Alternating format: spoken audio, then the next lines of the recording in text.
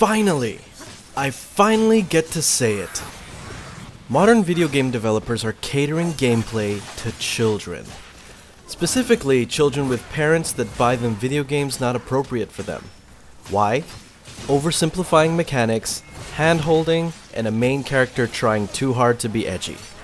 Huh, swearing is cool. Threesomes are cool. I don't care what you say, I'm a rebel. Do you ever feel like breaking down? Do you ever feel out of place? Like somehow you just don't belong and no one understands you? Simplifying your game to pander to casual gamers is cheap and inexcusable. There's absolutely nothing wrong with creating a casual game, but please don't alienate your fans by making your games easier. And please don't make a game that makes you look like a hardcore badass be easy to play. Rocksteady's Batman games had constant hand-holding and press A here moments that it took you out of the game's immersion and made even the hard mode overly generous. If your game is good, people will learn how to play it, even if they're bad at it. Difficulty helps the player improve not only in your game but in other games as well. DmC's introduction sequence had an annoying woman screaming in your ears about the things that should be painfully obvious. Get back down here! Now use your gun! Shoot him down! Whoa, no way! Everything's become easier, which adds a few issues here and there. Enemies die so fast that you can't keep them in your combos for too long. Style's no longer about style, it's about damage. The most boring weapons in the game have the best DPS and give you the most points. Weapons are way too easy to use and they are too effective once you get a combo going. Don't close the video and think, duh, what a loser. He's saying the game is easy because he's trying to show off his video game skills. Now, don't be bitter. I'll get to gameplay in a second. And in regards to story and cinematics, I mean really, sex scenes? Who exactly are you pandering to? When did DmC become a bad show on AMC? Dante has super strength, inhuman reflexes, and super speed. Of course he gets laid. I don't need a sex scene to tell me that. And what's with the terrible bad boy image? Unless... Hold on, is this what it's like to be a victim of society's unrealistic aesthetic expectations? Is this what society wants me to be? I'm gonna protest about it. Yeah, I'm gonna start a protest on Facebook. They're gonna wish they never fucked with me. Huh, your technique is pretty good, but my technique is better. Welcome, ladies and gentlemen, to Ninja Series' newest game, DmC, otherwise known as Discovery and challenge are two important factors for any single-player adventure game. I'm not talking discovery like, oh, I found a new zone, though I'll talk about that later. Discovery is like the learning curve. Games shouldn't have to point out weak spots and enemies for you. You should have to discover them for yourself. It's not that DmC doesn't do this, because it kind of does. It just doesn't do it well, and it hurts the experience. Challenge, naturally, is just as important. You don't want to completely punish the player, but you don't want them to completely decimate your little NPCs. There's no challenge in DmC. The default difficulties are a joke, and at times it makes combat really boring and irritating. A person who has never played a video game in their life could beat this game. You just don't get it, do you, Miguel? We've opened up the doors for new audiences, made the game more accessible to newcomers. We've reinvigorated the franchise. What? So they can enjoy the story? The story? Sadly, they were hunted down and slain. Why? They wielded the power of both angels and demons. But unlike them, Challenges for satisfaction. I didn't feel cool at all beating on some of these demons. I almost felt sorry for them. They have no chance against Dante, even on the hardest default difficulty. Once inside, you will face Menace's elite guard. Take him out quickly. Even the tough-looking monsters are a joke. And what? Do you expect the newbies to be able to play the Son of Sparta mode you got in there? Do you expect them to keep on repeating the 6-hour-long story mode over and over again until they get good enough for the insane difficulties? Combos are so easy to do because of the input buffering and the overall balancing of the weapons. Do I have to push myself to do maximum damage and get that triple S rank? No. Do I need to learn more complicated combos and have to practice to become a godlike demon slayer? No. The combos are so easy to do because 1. Input buffering and leniency up the wazoo. 2. It's so easy to stun lock opponents. 3. Some weapons are way too useful. The Achilles range stun and ability to suck in opponents. The Arbiter, also known as the Boss Dominator. It's just too powerful. Hey kids, do you want to know how to get triple S against any boss in Son of Sparta mode? Yeah, triple S. That's so cool. All you have to do is equip the Arbiter, and then you win! What? Oh, that's awesome.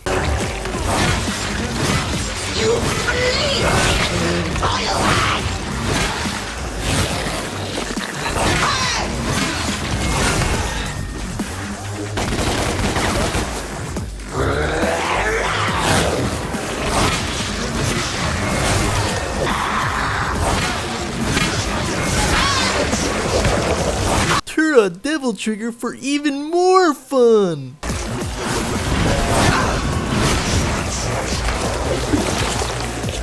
That's just the problems on the offensive side. Did I mention how incredibly merciful the dodge is? Wow, it's so easy to dodge everything. You can be late and the enemy will still miss you. Enemies telegraph attacks really early, and staying in midair seems to be the answer to dodging everything. Frost Knight, ground only attacks. Hell Knight, ground only attacks. Witch, beyond the flying sword, she's only got ground only attacks. Just keep yourself suspended in midair by looping the chain attacks and voila, flawless victory. Most bosses have crappy hit detection and their moves are so easy to predict and even easier to dodge. Old DmC games had bosses which incorporated both melee and ranged. The bosses here don't really do that. Combine the baby boss and the giant head to create, well, an easy version of the Navan boss fight from DmC 3. There's no satisfaction at all. The reason the classic DmC games were so great were because the combos were hard to pull off and the enemies and bosses were actually dangerous. Clearing out an entire room in Ninja Theory's game is effortless and sometimes brain-numbing. Difficulty made the DmC games, and without that, the only difference between DmC and other brawlers like God of War is the scores and the leaderboards. But that's what we made the other difficulties for. If you're a veteran DmC player, you're stuck with playing this slow, boring game until you unlock Son of Sparta mode, which, surprise surprise, unlocks new attacks for opponents, giving a completely different experience. And what's the different experience? Holy shit guys, it's Devil May Cry 4 on normal. Hold on a second, Ninja Theory. Did you actually remove some attacks in the main game to create a time sink? Fuck! You knew people would beat the game in 4 to 6 hours, didn't you? This game would have been so much better if it just started in the Son of Sparta mode. It's just a better game. Michael said this little quip. The Western developers are like this. Look kids, you're so good at games. But then the Japanese developers are like this. I'm sorry kids, you need to try harder if you want to be good at games. I can go on and on about how this game's got problems and the lack of challenge and difficulty reduces replay value. It's a 6-hour-long game and there's very little incentive to play it over and over again. You know what? I got time, so I'll go on a tirade anyway. Example 1. The first boss fight has a cinematic that opens up the boss's vagina face. First thing that occurs to me is shooting him because he's far away. The auto-aim system immediately targets his head. He doesn't flinch when you hit him anywhere else. Do you really need the storytelling tool to tell you how to fight it? I already mentioned the guns thing, didn't I? Example 2. In the second mission, there are enemies that have shields. They're slow but can block a lot of attacks, so you get behind them. Problem solved. It's challenging. Not 2 minutes later, you're given a weapon that breaks their shield. Then a few minutes after that, you're given the ability to put them off balance from long range. Example 3. You get this glaive weapon that, like the scythe, is an AoE crowd control weapon. The damage is really low. It's sort of meant to attack groups of really weak enemies at once. Then you fight tanky opponents that can only be damaged by these angel weapons. Huh? Example 3. Kant. Who, on God's great earth, thought that having opponents that can only be damaged by certain weapons was a good idea? Is this supposed to make the game harder? Because I still didn't die. It's just annoying. I just want to avoid these levels now and not play them because they're irritating. This game is supposed to be a combo-filled heaven. You're limiting the combo potential on this opponent because of your stupid design choices. Example 4. Terrible checkpoint placements. When I first started editing this review, I had to go back to re-record some specific instances. During this recording was my first true death, and I was playing the Son of Sparta mode. I'm gonna go off on a tangent and explain what I mean by true death. Well, this happened, and this enemy is immune to projectile attacks and angel weapons. So, yeah, I don't really count that as a real death. Anyway, when I legitimately died in Son of Sparta mode, the checkpoint was located just when the fight started. 9 times out of 10, I found out that this was the case. What does it mean? Well, it means you can play a game of attrition with the difficulty settings. So what if you die? Your checkpoint is so generous. Deaths barely penalize your score. And outside of these issues, a camera that can't handle enclosed spaces, and a casualized control scheme that sacrifices pinpoint accuracy and creates a dodging dilemma. Like a dilemma with the dodging, not a So, controls are important for a game that was supposed to have the combo potential of Marvel vs. Capcom. 3 terrible issues here, all caused by the casualization of the Devil May Cry series. I'm gonna discuss playing this thing on an Xbox controller because it's the most accessible PC controller out there. I'm just gonna laugh at you if you're trying to play a DmC game with a mouse and keyboard. I'm just gonna laugh. The weapon switching in this game is controlled by both trigger buttons and the D-pad. It's a lot easier to chain different weapon combos this time. The problem with this is that you're not technically switching weapons, you're switching modes. Angel and Demon modes both have their own respective dodges. So unless you want to be a total weirdo and play with both your index and middle fingers on the shoulder buttons, you're going to have to use the right button to dodge while using Angel mode and the left button to dodge while using Demon mode. Yeah. This explains why there's no lock-on. There's actually no button for it, which is problem number 2. If you want to do some epic combo that begins with a specific enemy within a group of enemies, it's probably not going to happen. Arguably, targeting works 9 out of 10 times, it's not that bad. It just removes a lot of the precision normally associated with games like this. The worst part of it is, one of Dante's special moves, the Stinger, was originally keyed to forward attack back when there was lock-on. It's been changed to the awkward forward attack. It feels horrible on the analog stick. Third problem, if you're not using a good controller, then the devil trigger command is now pressing both sticks at the same time, as opposed to just pressing the left shoulder button. I use a Razer Onza, and this was the most difficult pain in the ass thing for me to do in the entire game. I'm serious. All this time I got so excited I forgot to mention how bad the devil trigger move is. In the old games, devil trigger boosted not only attack damage, but speed, range, and other neat things. You were supposed to be unlocking Dante's ultimate power. In DmC, Devil Trigger just makes everyone float in the air. It means it no longer takes skill to integrate Devil Trigger into your combos. Devil Trigger no longer changes how you play in the game. It's just this mode where you get to beat on defenseless opponents, as if they weren't defenseless enough already. It's kind of anticlimactic. Trying to pull enemies into the ground also sucks because they still float around, so some weapons are inefficient in this mode. And sometimes you'll be stuck trying to reach the high enemies thanks to the lack of lock-on. I'll now talk about the good gameplay mechanics, because there are some. Good job Ninja Theory for not resulting in QuickTime events. Lord knows that if Capcom developed this reboot, there would have been some. Animations are also slick, and the kinetic energy of each blow translates well into gameplay. Dante transitions from move to move beautifully, and there's no awkward animation that looks out of place. While almost every boss works exactly the same, a large monster who does horizontal sweeps and occasionally an area of effect attack, they've done a good job of giving them attitude and power. The pacing and build up to each boss is great. Son of Sparta mode definitely makes the bosses more interesting though. Too bad you have to beat the game once to experience it. By then the game's lost its flavor.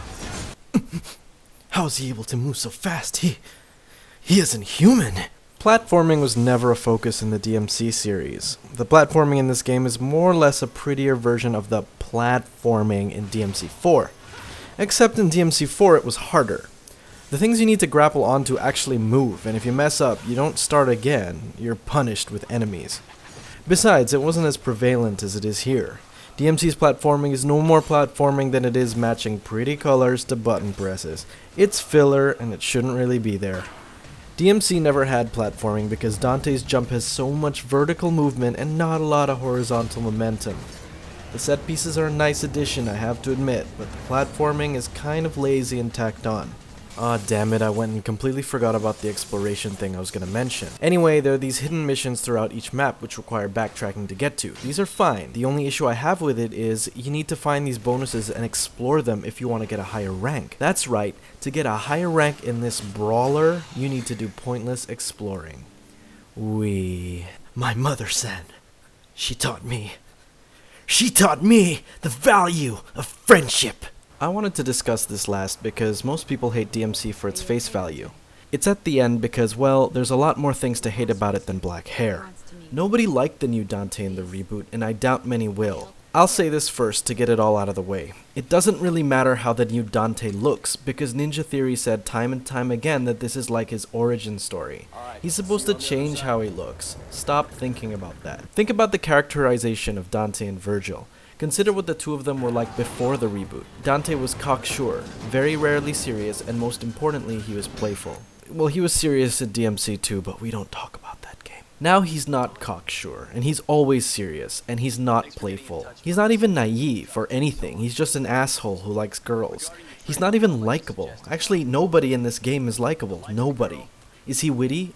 Yeah, like a 12-year-old boy is witty. From your prime date, you ugly sack of shit.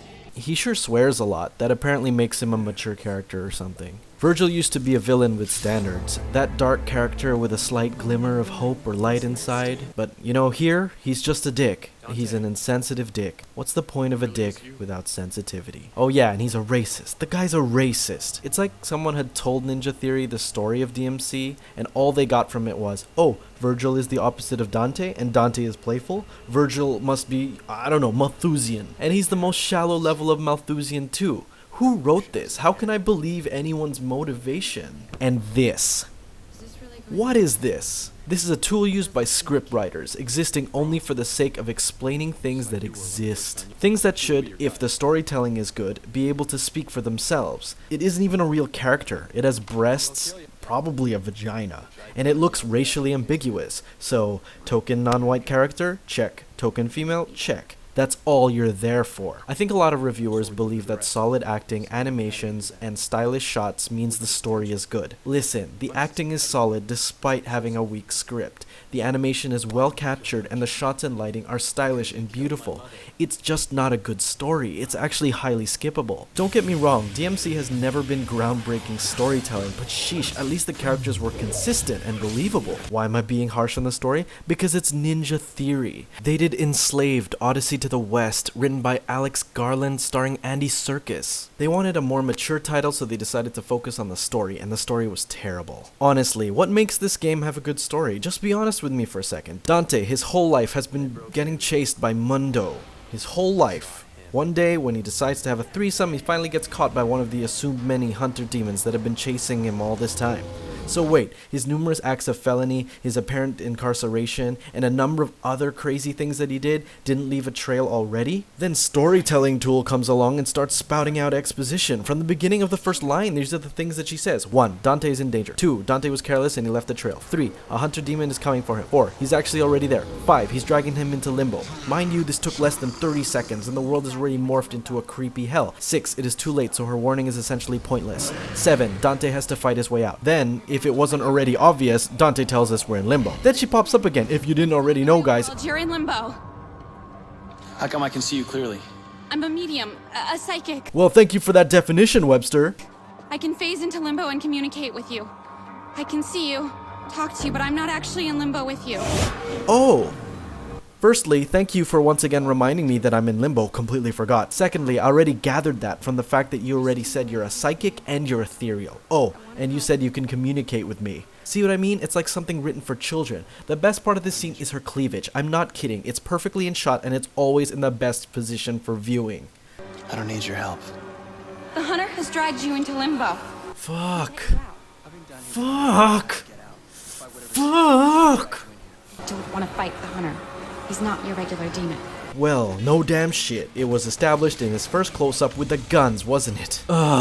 Wait, now you're letting me fight him, and now he's the easiest boss fight in the game? And now, because his vagina opened up, I can damage him with guns? It gets even worse when they introduce the Order. Yes, a group called the Order is an anti-establishment terrorist group. Sorry, not group, they're a club. They barely have any impact on the story as a whole. Why mention them at all? They should just be called Virgil and the Storytelling Duo. Oh, look, more unneeded exposition. This was established in the beginning of the game. Why do you walk funny? Hit them where it hurts. Every single one of you except for Virgil and, well, you are scientists. This is the introduction to the game. It's supposed to set the tone, the quality, the theme, and the damn storyline.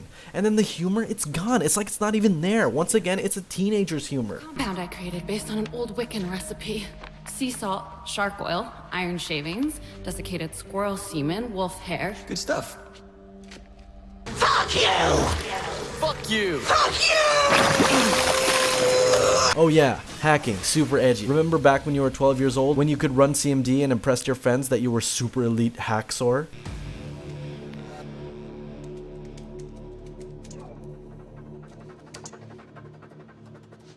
The witty lines aren't even good. They are damn terrible. Me, a god, versus you, a piece of shit.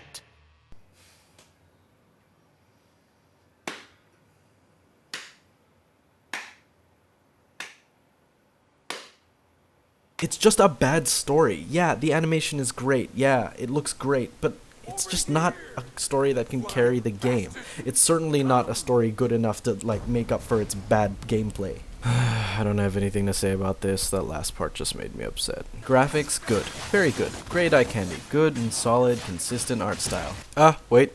Never mind, my bad. The bits outside Limbo, they don't look so great. Game runs at a silky smooth 60 frames per second. Too bad I get massive screen tearing during the pre-rendered cutscenes, which are quote-unquote hidden throughout your gameplay. Totally revealed if you're using a skin. Listen, we're not console users. You can let our computers render the graphics ourselves. We can take it. The music is largely forgettable, which is unfortunate because DmC, to me, has always had memorable tunes. While whether or not you enjoy dubstep or metal is completely subjective, you have to admit that the music is very appropriate for each battle, and for the game itself. That hardstyle in the club scene was highly appreciated. Once again, the game is far too easy to warrant multiple playthroughs. The game is far too short to enjoy it the first time around. A terrible story with unclear character motivations and largely forgettable lines. Well, except for this one. Squirrel semen, squirrel semen, squirrel semen, squirrel semen. This game was obviously designed for people who didn't really like the original games in the first place. It's also for people who aren't good at games full stop. If you're the type of story gamer like the ones BioWare expect to play Mass Effect 3, turn around and walk away. It'll be fun and easy to play, but the story will make you weep. When DmC 1 first came out on PS2, I hated the protagonist. He was really annoying. But the battle system was incredibly solid and addicting. I wasn't very good, but I learned. The protagonist, in the end, he doesn't really matter. It's the gameplay. And DmC doesn't hold up very well despite how flashy it looks. The deep-rooted irony with DmC is that the main character is the avatar of fighting the man and anti-conformity. It's the theme of the game too. I mean, they fight mind control, they act like rebellious teenagers, and it's all sort of, like that. The saddest part of it is the gameplay completely conforms and appeals to the masses. And if you read a lot of articles about the game before release, you'll know that they designed this character to appeal to Western audiences. Well, white people, are you appealed?